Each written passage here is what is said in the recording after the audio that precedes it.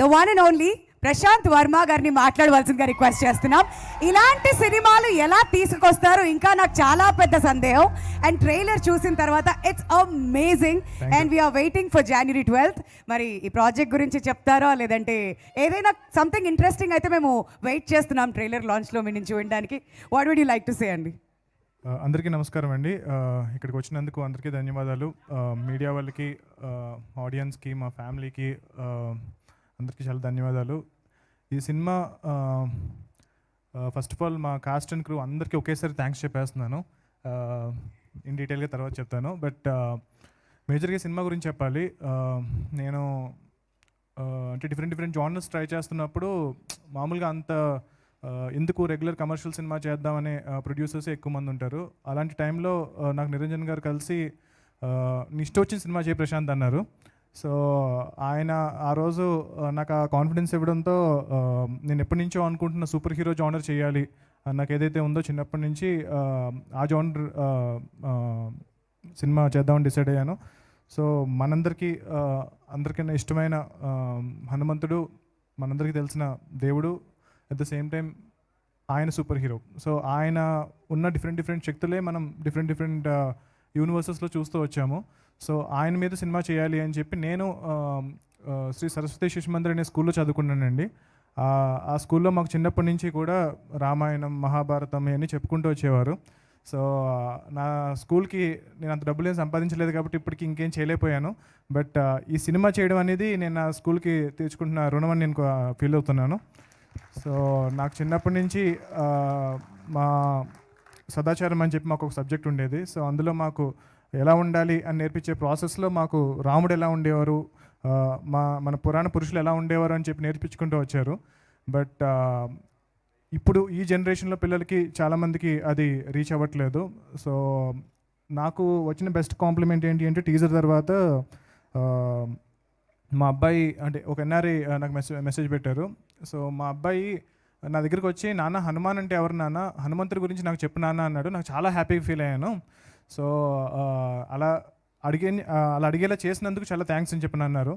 So నాకు అది చాలా పెద్ద అచీవ్మెంట్లా అనిపించింది. సో మన పురాణాల్లో ఉన్న ఎవరైతే మహాపురుషులు ఉన్నారో సో వాళ్ళ దగ్గర నుంచి మనం చాలా నేర్చుకోవచ్చు.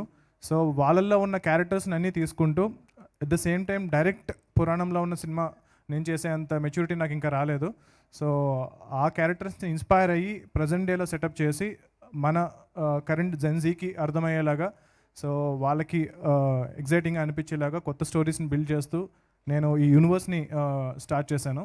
సో మనం హనుమాన్తో స్టార్ట్ చేసిన యూనివర్స్ నెక్స్ట్ అధీరా అండ్ ఇంకొక మెనీ అదర్ సూపర్ హీరోస్ మేము బిల్డ్ చేసాము ఈ టైంలో. సో ఇవన్నీ సక్సెస్ ఇవన్నీ ముందుకు వెళ్ళాలి అంటే కనుక ఈ సినిమా సక్సెస్ అవ్వడం అనేది చాలా ఇంపార్టెంట్. సో మేము చాలా చిన్న సినిమాగా స్టార్ట్ చేసాము. నేను చాలా తక్కువలో సినిమా చేస్తానని చెప్పి మా ప్రొడ్యూసర్కి ప్రామిస్ చేశాను. సో దాని తర్వాత ఎప్పుడైతే మేము సినిమా అనౌన్స్ చేసామో ఇమీడియట్గా మాకు వచ్చిన రెస్పాన్స్ ఇంకొకరు కొలాబరేట్ అయ్యారు. సో సినిమా నిరంజన్ గారు సరే ఇంకొంచెం పెద్దగా చేద్దాం ప్రశాంత్ అన్నారు. సో దాని తర్వాత సినిమాకు రిలీజ్ చేసిన ఒక్కొక్క మెటీరియల్ నుంచి సినిమా మీద హైప్ పెరుగుతూ వచ్చింది.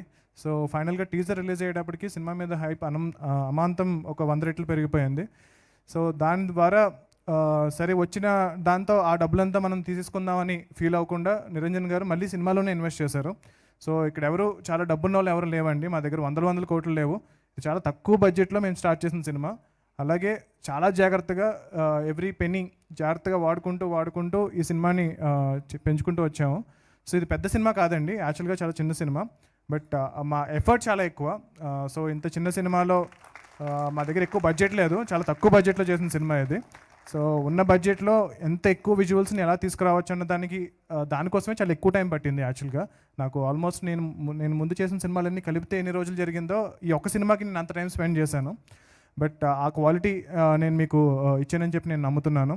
సో టీజర్ కన్నా మీకు ట్రైలర్ నచ్చిందని నేను నమ్ముతున్నాను. ట్రైలర్ కన్నా సినిమా ఒక 10 రెట్లు ఉంటుంది. తప్పకుండా మీరు సినిమాని థియేటర్కి వచ్చి చూడండి. ఈ సంక్రాంతికి సినిమా ఎందుకు అన్నది పెద్ద డిస్కషన్ అయిపోయిందండి. మీరు తర్వాత రావచ్చు కదా, మీరు చిన్న సినిమా కదా, పెద్ద సినిమాలే ఈ సంక్రాంతికి రావాలి అనేది. అంటే మేమందరం చాలా చిన్నవాళ్ళం, అంటే నేను తేజ మేమందరం చాలా చిన్నవాళ్ళం. సో మేము చాలా చిన్న సినిమా చేసాము. బట్ కంటెంట్ ఏదైతే ఉందో అది చాలా పెద్ద సినిమా అండి. సో అది డెఫినెట్గా ఒక నార్మల్ డేలో రావడం కన్నా సంక్రాంతి లాంటి పండక్కి, అంటే హనుమాన్ అనే సినిమా సంక్రాంతికి రావడం అనేది చాలా కరెక్ట్ అని చెప్పి మేము బిలీవ్ చేసాము. సో దానికి చాలా థియేటర్స్ విషయంలో కానీ వాటి విషయంలో కానీ చాలా ఫైట్ చేస్తున్నాము. బట్ స్టిల్ ఆ సినిమా అప్పుడు రావడం అనేది చాలా ఇంపార్టెంట్ అని మేము ఫీల్ అయ్యి దీన్ని ముందు తీసుకెళ్తున్నాం. సో హిందీలో మా సినిమాకి అత్యద్భుతమైన రెస్పాన్స్ వచ్చింది. సో హిందీలో కూడా చాలా ఎక్కువ థియేటర్స్లో సినిమా రిలీజ్ అవుతుంది. సో ఆల్మోస్ట్ మన తెలుగులో ఒక 400 థియేటర్స్ రఫ్గా అనుకుంటే కనుక హిందీలో ఒక 1500 థియేటర్స్లో రిలీజ్ అవుతుంది సినిమా. సో ఒక తెలుగు సినిమాకి డే 1 అంత ఎక్కువ థియేటర్స్లో ఓపెన్ అవ్వడం అనేది, మా దగ్గర పెద్ద స్టార్ లేరు, ఎవరు లేరు. మా దగ్గర ఉన్న ఒకే ఒక స్టార్ హనుమంతుడు. సో మా దగ్గర ఉన్న, అంటే అంతకన్నా పెద్ద స్టార్ ఎవరు లేరని ఇండియాలో నేను నమ్ముతున్నాను. సో మా దగ్గర అందరికన్నా పెద్ద స్టార్తో మేము సినిమా చేస్తున్నాము. సో పాన్ ఇండియా స్టార్ కాదు, పాన్ వరల్డ్ స్టార్తో సినిమా చేస్తున్నాము. సో ఆ నమ్మకంతో, మా కంటెంట్ మీద ఉన్న నమ్మకంతో మేము మా శాయశక్తుల్లో ప్రయత్నించి మాకు వీలైనంత వరకు ఈ సినిమాని జనాలకు తీసుకెళ్ళడానికి ప్రయత్నిస్తున్నాము. సో మీకు కూడా సినిమా నచ్చితే కనుక 10 మందికి చెప్పండి. అండ్ ఒక ఎఫర్ట్తో ఒక చిన్నగా సినిమాగా స్టార్ట్ చేసిన సినిమా ఇంత పెద్దది ఎందుకు అవుతుంది అని నాకు కూడా అర్థం కాలేదు. నేను 100% ఎఫర్ట్ పెట్టాను, బట్ రిజల్ట్ దానికి 10 times వస్తూ ఉంది. సో ఒక వ్యక్తి చెప్పారు నాకు, సో నువ్వు చాలా గొప్పడు అనుకుంటున్నావేమో ఈ సినిమా తీసినందుకు, నీకు రెస్పాన్స్ వచ్చినందుకు. గొప్ప నీది కాదు, ఎవరో ఒక ఆయన నీతో చేయించుకుంటున్నారు ఈ సినిమా అన్నారు. సో ఆ హనుమంతుడే మాతో ఈ సినిమా చేయించుకుంటున్నారని చెప్పి మేము బలంగా నమ్ముతున్నాము. అండ్ టీజర్లో లాస్ట్ షాట్ మీరు చూసుంటారు. సో ఒక శివలింగం లాంటి ఒక ఐస్ క్యూబ్లో హనుమంతుడు రామ్ అంటూ ఏదైతే షాట్ ఉందో, సో ట్రైలర్లో మీరు దాని ఎక్స్టెన్షన్ చూశారు. సో సో సినిమాలో ఏముండబోతుంది అన్నది సస్పెన్స్. సో దయచేసి మీరు సినిమాకి థియేటర్కి రండి సంక్రాంతికి. సో సినిమా అనేది ఒక ఫ్యాంటసీ ఫిల్మ్. చిన్నపిల్లల నుంచి పెద్దవాళ్ళ వరకు, ముసలాళ్ళ వరకు అందరికీ నచ్చే సినిమా ఇది. సో లార్జర్ ఆడియన్స్ సినిమా అంటారు కదా. సో ఐ థింక్ ఈ పండక్కి మాది అన్నిటికన్నా పెద్ద లార్జర్ ఆడియన్స్ సినిమా. సో అందరూ వచ్చి సినిమాని ఎంజాయ్ చేయొచ్చు. సో అండ్ మెయిన్గా ఇంత ఎఫర్ట్ పెట్టినందుకు ఈ సినిమాని మీరు ఖచ్చితంగా చూసి గెలిపిస్తారని, మా ఫైట్ని విన్ చేస్తారని చెప్పి మేము నమ్ముతున్నాము. మా ప్రొడ్యూసర్ గారికి ఈ సినిమాతో ఆయన బేసిక్లీ ఆయన లైఫ్ సేవింగ్స్ అన్నీ పెట్టేసి ఈ సినిమా చేశారు. సో లాస్ట్ ఉన్న షెడ్యూల్ వరకు కూడా పాపం లాస్ట్ మొన్న కూడా ఇంకొంచెం కొంచెం చేయాలనిపిస్తుంది సార్ అంటే విఎఫ్ఎక్స్ సంబంధించి ఆయన మళ్ళీ హీ హాజ్ ఇన్వెస్టెడ్. సో ఆయనకి ఈ సినిమా మంచి విజయం సాధించి అలాంటి ప్యాషనేట్ ప్రొడ్యూసర్స్కి సినిమా సక్సెస్ అయితే కనుక నాలాంటి వాళ్ళు ఎంతోమంది ఇలాంటి సినిమాలు తీసుకురావస్తారు. నేను పర్టికులర్గా మేము కొలాబరేట్ అయ్యి ఇంకొన్ని మన ఇప్పుడు హనుమంతుడి గురించి చెప్తున్నాము, గొప్పతనం చెప్తున్నాము. అలాగే నెక్స్ట్ ఫిల్మ్స్లో కూడా ఇంకా మన పురాణ పురుషుల గొప్పతనం చెప్తూ ఒక ఎగ్జైటింగ్ యాక్షన్ అడ్వెంచర్ ఫిల్మ్స్ చేయబోతున్నాము. సో మీరు మమ్మల్ని ఎంకరేజ్ చేస్తారని చెప్పి బలంగా నమ్ముతున్నాను. థ్యాంక్ యూ మీడియా, మీరందరూ కూడా ఈ సినిమాని చాలా బాగా ఫస్ట్ నుంచి కూడా సపోర్ట్ చేసుకుంటూ వచ్చారు. ఐ థింక్ నేను చాలా లక్కీ అని ఫీల్ అవుతున్నాను. మా టీం అందరూ ఇప్పటి వరకు ఎక్కడా కూడా not even 1 single negative comment రాలేదు మా సినిమా మీద. సో ఎక్కడ ఏ విధంగా ఏ ప్లేస్లో కూడా ఒక నెగిటివ్ అనేది లేదు. సో చాలా పాజిటివ్గా వెళ్తున్నాము, సిన్సియర్గా వెళ్తున్నాము. సో ఈ హానెస్ట్ అటెంప్ట్ని డెఫినెట్గా ఆడియన్స్ అర్థం చేసుకుని మమ్మల్ని ఎంకరేజ్ చేస్తారని చెప్పి నేను కోరుకుంటున్నాను. జై Hanuman.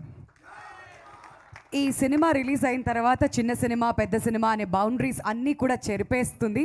At the same time రాబోయే సంవత్సరం హనుమాన్ నామ సంవత్సరంగా మారాలని చెప్పి మేమంతా కూడా మనస్ఫూర్తిగా కోరుకుంటున్నాం అండి. బట్ ప్రశాంత్ వర్మ గారు మిమ్మల్ని ఎలా వదిలేస్తాం అనుకున్నారు ఆ గద లిఫ్ట్ చేయకుండా? క్యాప్టెన్ ఆఫ్ ద షిప్, ఆ రెస్పాన్సిబిలిటీ మీది. కమాన్, మీ టర్న్ ఇప్పుడు. సో ఆ గద లిఫ్ట్ చేయవలసిందిగా రిక్వెస్ట్ చేస్తాను. తెలియాలి కదా, సినిమా అంతా ఎత్తిచ్చారు. ఓసారి ఎత్తండి సార్. అది సింగిల్ హ్యాండ్ తో ఎత్తాలి సార్, స్టైల్ గా ఉండాలి.